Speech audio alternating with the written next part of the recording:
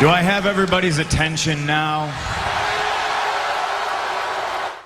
C'est Catch Rappel, je nous parle catch. Aujourd'hui, review de Monday Night Raw du 7 juin 2021. Et avant de commencer la vidéo, je vais vous demander de liker, de commenter, de vous abonner, de partager. C'est extrêmement important pour développer cette chaîne, devant des 350 abonnés avant la fin juin, les amis. Donc, on commence directement le show avec les RK Bro qui arrivent sur le ring. Ils sont rejoints par Omos et AJ Styles qui sont sur le stage. AJ Styles dit qu'ils sont contents de reprendre la route et qu'ils ont hâte de défendre des titres par équipe devant des vraies personnes. Ensuite, il fait les promos de toutes les équipes. Il dit que le New Day a été 11 fois champion. Par équipe bien sûr. Il dit que Mace et T-Bar sont gros et ils aiment se battre. Il dit que Lince Dorado est seul comme Brand Metallic est blessé. Il dit que les Viking Riders excellent dans l'art de la guerre. Et il dit que Randy Orton est 14 fois champion du monde. Et enfin il dit que Matt Riddle est une future superstar. Randy Orton demande à AJ Styles de se taire pour le bien de tous. Il dit que leur équipe fonctionne. Et Matt Riddle poursuit en disant que leur équipe fonctionne. Et il propose un t-shirt à Randy Orton qui refuse. Donc Randy Orton dit à Matt Riddle de la fermer. Et ensuite à Miz et Morrison qui arrive. Miz est en fauteuil roulant. Il nous dit qu'il est blessé et que Morrison va devoir faire le match tout seul car il est blessé et il est en fauteuil roulant. Donc à un moment donné t'as Morrison qui fait sa pause plastique parce qu'il y a le ralenti, le slow motion. Et en fait il oublie le Miz et en fait le Miz dévale le stage en fauteuil roulant. C'est très drôle. Ce qui nous amène au premier match pour le titre. Donc c'est un match pour l'opportunité au titre par équipe. RK Bro contre John Morrison, contre Lince Dorado, contre Viking Riders, contre Mace et T-Bar de Rétribution, contre le New Day. Donc Lince Dorado est le premier éliminé par John Morrison qui se fait éliminer par la Rétribution. Le final, je vais aller directement au final. Kofi Kingston avait porté un Trouble in Paradise sur Randy Orton, mais c'est Matt Riddle qui pousse Randy Orton et qui le prend à sa place. Randy Orton en profite pour éliminer Kofi Kingston. Et ensuite, il y a les Viking Riders qui dégagent Randy Orton pour la victoire. Donc, victoire des Viking Riders qui iront affronter AJ Styles et Omos incessamment sous peu. On enchaîne ensuite avec un segment backstage. T'as Charlotte Flair qui demande à Adam Pearce et à Sonya Deville un match contre Nikki Cross, contre qui elle a perdu la semaine dernière dans un Beat the Clock Challenge pour laver l'affront de la semaine dernière. Donc, t'as Rhea Ripley aussi qui arrive et qui dit qu'elle respecte Nikki Cross et c'est pour cela qu'elle devrait avoir un rematch contre elle aussi parce qu'elle aussi a perdu contre Nikki Cross il y a 2 semaines dans un Beat the Clock Challenge. Donc les deux se battent pour affronter Nikki Cross quoi. Donc le titre est secondaire. Le truc c'est de n'importe quoi. Donc t'as Sonya Deville qui arrive et qui leur répond qu'elles affronteront tous les deux Nikki Cross dans un match ce soir par équipe. Elles seront en équipe contre Nikki Cross et une partenaire mystère. Je note directement avec Elias qui est sur le ring et qui nous dit qu'il n'y aura pas de chanson aujourd'hui. Jackson Ryker, il nous parle de Jackson Ryker que je rappelle il a trahi la semaine dernière dans un match pour le titre par équipe. Elias a décidé de se barrer et a laissé Jackson Ryker se faire défoncer par Omos et AJ Styles. Donc il dit que Jackson Ryker a gâché leur chance de gagner le titre par équipe. Donc il n'avait pas d'autre choix que de trahir Jackson Ryker. Jackson Ryker n'est pas un guerrier donc il l'a abandonné, mais ça ne change rien. Le monde de la WWE marche avec Elias. Et ensuite il se fait attaquer par Jackson Ryker qui a une nouvelle coupe de cheveux. Il est coupé plus court et ça lui va largement mieux. Donc on enchaîne ensuite avec le second match de la soirée, Jackson Ryker contre Elias. Donc t'as Jackson Ryker qui place très rapidement une sorte de cyborg slam sur Elias qui décide de quitter le ring. Donc Jackson Ryker gagne par décompte à l'extérieur. On enchaîne ensuite avec une signature de contrat qui est présidée par Adam Pearce et Sonya Deville. T'as Drew McIntyre qui arrive, Sonya Deville qui présente Bobby Lashley, mais Bobby Lashley ne se présente pas. T'as MVP qui apparaît sur le Titantron et qui dit qu'il s'excuse de leur retard, mais ils arrivent finalement. MVP et Bobby Lashley arrivent avec leur harem de filles, comme ils font depuis à peu près 3 semaines. Donc Drew McIntyre dit MVP dit que Drew McIntyre a bien réussi son jeu, il a bien réussi à manipuler tout le monde pour avoir son match pour le titre.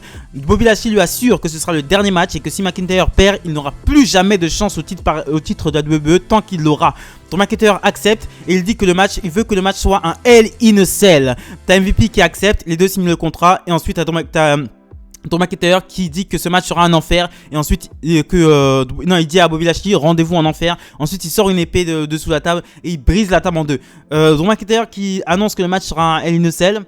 Je pense que c'est pas une grosse nouvelle puisque le show s'appelle Hell in a Cell. Ça n'a pas de sens, mais ça n'a pas de sens. En plus, il dit quoi? Hell in a Cell match. Tu sais, en mode c'est un truc trop vénère, tu vois. Si ça aurait été un Hell in a Cell à Backlash, un truc comme ça, ok. Mais là, un Hell in a Cell dans un show qui s'appelle Hell in a Cell, c'est la moindre des choses quand même. C'est vraiment la moindre des choses. Donc, segment qui n'a servi absolument à rien, à part combler les trous. De toute façon, tout ce Raw n'a servi à rien, c'était mauvais. Clairement, c'était vraiment mauvais. On continue. Mais je vais vous dire ce que j'en pense à la fin, c'était vraiment mauvais, il n'y a rien à en tirer. On enchaîne ensuite avec un segment backstage, t'as Nikki Cross qui annonce à Sarah Schreiber que sa partenaire ce soir sera Asuka. On enchaîne ensuite avec Sheamus qui arrive sur le ring avec un cache-nez, comme Cody Rhodes arrivait, comme Cody Rhodes en 2011 je crois, comme Cody Rhodes en 2011, donc il arrive avec un cache-nez. Il dit que c'est une injustice que Humberto Carrillo et Ricochet aient le droit et l'opportunité pour le titre après lui avoir cassé le nez. Et il dit que si les médecins ne lui auraient pas interdit de venir, il serait déjà sur le ring. On enchaîne ensuite avec le troisième match de la soirée, match pour l'opportunité au titre US. Donc excusez-moi, Humberto Carrillo fait face à Ricochet. C'était un bon échange. Ça fait, Ricochet avec son pantalon, mais il me casse les couilles, il met un froc de catch quoi. Ça fait au moins un mois, le mec il croit qu'on n'a pas grillé, qu'il est en pantalon quoi. Sa nouvelle tenue de ring ou quoi? C'est pas une tenue de ring ça, c'est un pantalon. Franchement moi ça me sort d'un match, hein. C'est capable de me sortir d'un match, hein. Un mec qui n'est pas habillé en catcheur, ça me sort du match mais direct. Je prends pas le match au sérieux et j'ai eu raison parce que le match est terminé à un moment donné. Ricochet et Humberto Carrillo sont en train de s'échanger des coups sur l'apron. Et t'as Ricochet qui court vers Humberto Carrillo et qui fait un Spanish Fly à l'extérieur du ring. Les deux se font compter à l'extérieur, donc double count out. Personne ne gagne et donc Sheamus n'a toujours pas de challenger. On enchaîne ensuite avec un segment backstage. T'as MVP qui va voir Kofi Kingston et qui lui dit qu'il a été impressionné par son match la semaine dernière et il lui demande, mais il lui dit qu'il n'est pas étonné de l'avoir vu perdre. Il dit qu'il a été un grand fan de la Kofi Mania. Il a même pleuré lors de la victoire de Kofi Kingston à WrestleMania et il lui dit il demande à Kofi s'il sait pourquoi. Il lui demande s'il sait pourquoi la Kofi Mania s'est arrêtée. Il lui répond, il lui dit que car il n'est pas Bobby Lashley. Il dit qu'à la fin de son match contre Drew McIntyre la semaine dernière, il lui a serré la main. Donc ça fait qu'il accepte la défaite. Kofi Kingston dit qu'il n'a pas besoin de MVP. Sa famille et ses amis sont sa motivation. Et c'est MVP qui dit que l'argent, Kofi Kingston poursuit en disant que Lashley ne fait ça que pour l'argent. Et MVP lui dit que non, il fait ça pour le prestige. Donc on utilise un petit programme entre Kofi Kingston et Bobby Lashley après Hell in a Cell. Donc ce qui voudrait dire logiquement que Bobby Lashley restera champion de la WWE à Hell in a Cell. On enchaîne ensuite avec une petite vignette. Eva Marie fera ses débuts la semaine prochaine à Monday Night Raw. J'en ai rien à foutre. Clairement, j'en ai vraiment rien à foutre. On enchaîne ensuite avec Mansour qui est rejoint par Mustafa Ali qui lui demande s'il est prêt. Mansour lui répond que oui. Ali lui dit qu'il ne pense pas. Il pense faire un match normal, mais si Gulak lui met les doigts dans l'œil, il fera quoi? Donc Gulak va jouer de ça et il doit être prêt. Donc Mustafa Ali qui essaie encore une fois de donner des conseils à Mansour et qui dit à Mansour que Drew Gulak va faire des coups de pute en gros pour gagner le match et qui essaie de prendre le dessus sur Mansour, qui essaie de rallier Mansour à son clan, donc Arab Money, tu connais. On enchaîne ensuite avec le quatrième match de la soirée, Jeff Hardy contre Cedric Alexander. Donc il y avait un petit segment entre les deux. Jeff Hardy faisait une petite interview où il disait qu'il fallait respecter les vétérans et Cedric Alexander est passé à côté, lui dit que Jeff Hardy est dépassé, etc. Donc c'était un bon échange, j'ai beaucoup aimé. Échange qui s'est conclu par la victoire de Jeff Hardy qui réceptionne Cedric Alexander était monté sur la troisième corde et a imité Jeff Hardy. Ça lui a fait perdre du temps, donc il a sauté sur Jeff Hardy, mais Jeff Hardy l'a pris en Twister Fate, a placé son Sweaton Bomb pour la victoire. On enchaîne ensuite avec le cinquième match de la soirée, Asuka et Nikki Cross contre Charlotte Flair et Rhea Ripley. Donc t'as Charlotte Flair et Rhea Ripley qui font un match, en gros elle s'occupe de Nikki Cross en fait. Charlotte Flair fait une souplex, Rhea Ripley fait une souplex encore, fait deux souplexes, tu vois. C'est qui aura la plus grosse en gros, sans mauvais jeu de mots. Donc c'était un peu ça. Et à la fin, t'as Rhea Ripley qui frappe Charlotte Flair. Elle pète un câble, excusez-moi. Elle frappe Charlotte Flair et tente de lui placer son Riptide, mais Charlotte Flair esquive et réussit à lui placer son Natural Selection. Et ensuite t'as l'opportuniste de Nikki Cross qui vient faire tomber sur Rhea Ripley. Donc Nikki Cross bat pour une seconde fois Rhea Ripley et Charlotte Flair. Donc elle nous fait une Shelton Benjamin en 2004 avec Triple H. On enchaîne ensuite avec un segment backstage. Alexa Bliss dit que Shayna Baszler a coupé son interview la semaine dernière contre Reginald et elle veut des explications et elle demande des explications elle va demander des explications à Shayna Baszler un peu plus tard dans la soirée. On enchaîne ensuite avec Drew Gulak contre Mansour. Donc comme l'avait prévu Mustafa Ali, t'as Drew Gulak qui tente une petite fourberie. Il tente à tomber en tirant le froc de Mustafa Ali, mais Mansour réussit à le retourner et à faire un tombé pour la victoire. On enchaîne ensuite avec un segment backstage. T'as Randy Orton qui redonne la parole, qui en fait à chaque fois que Riddle part trop, t'as Orton qui fait genre comme une clé et qui fait ferme ta bouche et rends-moi la clé, tu vois. Donc Randy Orton lui donne la clé, donc Matt Riddle a le droit à la parole. Donc Randy Orton Matt Riddle lui dit qu'il le cherchait partout et qu'il doit affronter Kofi Kingston et il l'invite à venir en ringside. Randy Orton lui dit qu'il ne sait pas s'il va venir en ringside et ensuite Randy Orton lui retire la parole. On enchaîne avec le main event of the evening, Kofi Kingston contre Matt Riddle. Donc, Kofi Kingston est accompagné de Xavier Woods et Matt Riddle est tout seul au début du match, mais il est rejoint par Randy Orton parce que Xavier Woods commence à casser les couilles, à jouer de sa trompette. Donc Randy Orton arrive, donc ça calme directement Xavier Woods. À un moment donné, t'as Matt Riddle qui est prêt à faire, qui fait le DDT Vintage Orton sur les cordes, alors qu'il est prêt à en finir. Donc il commence à Randy Orton demande après le DDT que Matt Riddle a placé sur Kofi Kingston. Randy Orton demande à Matt Riddle de finir maintenant. Matt Riddle ne l'écoute pas, il prend son temps, il commence à faire des pauses à la Orton, etc. Mais Kofi Kingston réussit à lui placer un Trouble in Paradise pour la victoire. Donc victoire de Kofi Kingston sur Matt Riddle. On enchaîne ensuite avec un segment backstage. Donc t'as Nia Jax qui met en garde Shayna Baszler et qui lui dit que Alexa Bliss n'a jamais été aussi dangereuse qu'aujourd'hui. Shayna Baszler lui répond qu'elle n'a pas peur de ces des petites blondes qui jouent à la poupée. Et elle dit que si elle veut, elle a qu'à aller l'aider, puisqu'elle va aider Reginald et qu'elle a plus l'air d'aider les autres personnes que elle-même. On enchaîne ensuite avec Alexa Bliss Playground qui se passe cette fois-ci sur le ring. Elle accueille Shayna Baszler. Elle lui dit qu'elle veut lui donner une seconde chance à la condition qu'elle présente ses excuses à Lily. Mais t'as Shayna Baszler qui lui dit que c'est du délire. Et ensuite elle prend Lily, elle lui dit qu'elle est désolée. Elle lui dit qu'elle est désolée qu'elle soit une poupée stupide. Ensuite Alexa Bliss tente de frapper Shayna Baszler, mais Shayna Baszler la dégage du ring et écrase Lily.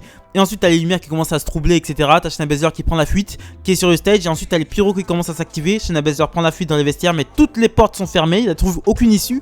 Et finalement elle trouve une porte ouverte, elle s'enferme dedans. Elle met un canapé pour bien fermer la porte. Et ensuite elle se retrouve en face d'un miroir. Mais dans le miroir, dans le reflet du miroir, elle voit Lily.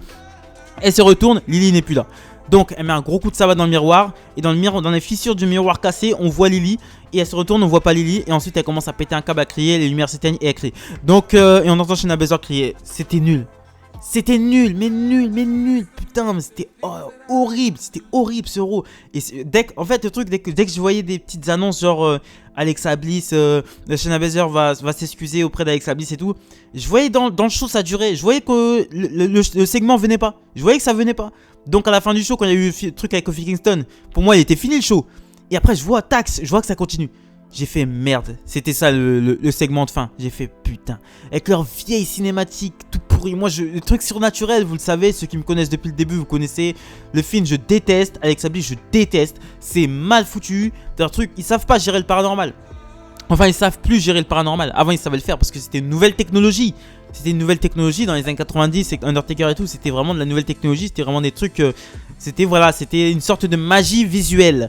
On savait pas comment c'était fait. Maintenant, on sait un peu comment les choses sont filmées. On sait un peu comment on peut mettre les choses en scène. Voilà, on s'en a un peu plus d'éclaircissement sur le sujet. Donc, un truc comme ça, moi, ça peut pas forcément me réjouir. Ça peut pas me réjouir. Ça, c'est pour les gamins de 4 ans, ça pour moi. C'est pour les gamins de 4 ans. Bon, la WWE est fait pour les gamins, en fait. La WWE est trop fait pour les gamins. Il faudrait revenir dans un truc un peu plus adulte. Parce que là, franchement, c'est Disney, quoi. C'est vraiment Disney. La WWE, c'est Disney. C'est le souhait qu'ils ont. Stephanie McMahon l'a dit. Elle a dit qu'elle veut que la WWE devienne Disney. Et devienne tentaculaire, limite. Et prenne toutes les... parce qu'ils vont... S'il n'y avait pas eu le Covid, la WWE entamait une politique d'expansion. Déjà en Angleterre, il y a aussi en Inde, il y avait un truc qui devait se faire au Japon. Voilà, et commence une politique tentaculaire d'expansion et de mettre leur politique un peu partout. Et le truc, c'est que ouais, j'ai réfléchi beaucoup au problème de la WWE, surtout de Raw, c'est que vraiment c'est fait pour les enfants. C'est fait pour les enfants, c'est Disneyland Paris, c'est pas possible pour moi. Franchement, c'est pas possible. Je commence vraiment à en avoir marre. Je commence vraiment à être gavé. Donc voilà, c'est ce que je pensais du Monday Night Raw du 7 juin 2021. Abonnez-vous, likez, commentez, partagez. Extrêmement important pour développer cette chaîne. On va au-devant des 350 abonnés avant la fin juin, les amis.